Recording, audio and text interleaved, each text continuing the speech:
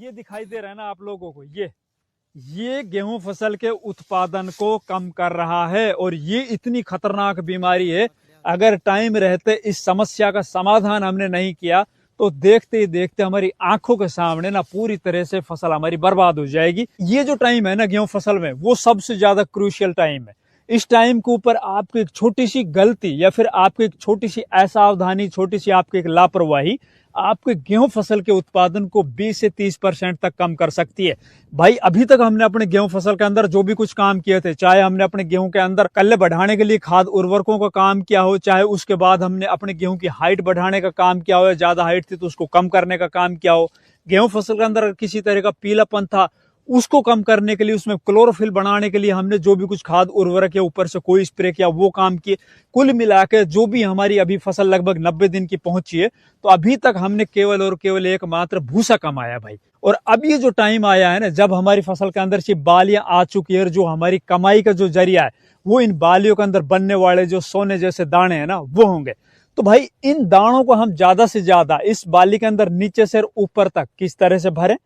इन दानों का वजन किस तरह से बढ़ाएं, दानों को बोल्ड चमकीला किस तरह से करें, ताकि एक तरफ तो हमारा उत्पादन है ना पर एकड़ वो ज्यादा निकले, दूसरा हमारी जो फसल है ना वो मंडियों में जाए तो वो मंडियों में अच्छे रेट लेके आए। तो भाई आज मैं आप लोगों को इस वीडियो के माध्यम से ऐसी कुछ जानकारियां दूंगा जिनको अगर आप अपने खेतों के अंदर अप्लाई करते हो तो आपका एक तरफ जो उत्पादन इस टाइम के ऊपर या कभी भी आप लेते आ रहे हो ना उसको आप 20% तक बढ़ा पाओगे। दूसरी तरफ आपके जो गेहूं है ना उसको मंडियों के अंदर भी आगे चलकर रेट अच्छे मिलेंगे। तो नमस्कार, मैं इंद्रपाल यादव, आप देख रहे हैं देश का सबसे विश्वसनीय फार्मिंग यूट्यूब चैनल देश की जान हमारे किसान। अगर अभी तक ये चैनल आपने सब्सक्राइब नहीं किया है तो आप जल्दी से जल्दी इस चैनल को सब्सक्राइब कर लो, साथ ही वीडियो को लाइक भी करना, दूसरे किसान भाइयों तक शेयर भी करना। सबसे पहले तो मैं आप लोगों को एक चीज के लिए आगाह कर देता हूं, अगर आप अपने खेत के अंदर जाते हो, अपनी फसल को दूर से देख के आ जाते हो, आप खेत के चारों तरफ मेड़ के ऊपर घूम के आ जाते हो और आप समझ रहे हो कि भाई मेरी फसल तो अब की बार बहुत तगड़ी है,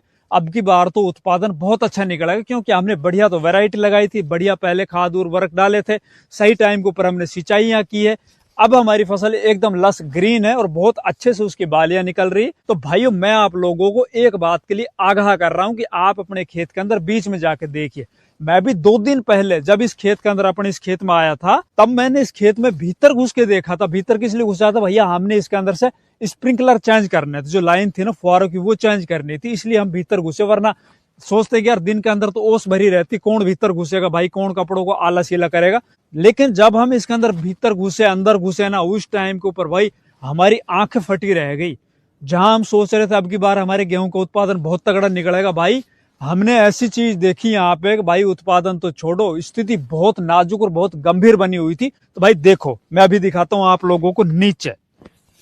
ये देखो भाइयों, ये दिखाई दे रहा है ना आप लोगों को, ये गेहूं फसल के उत्पादन को कम कर रहा है और ये इतनी खतरनाक बीमारी है।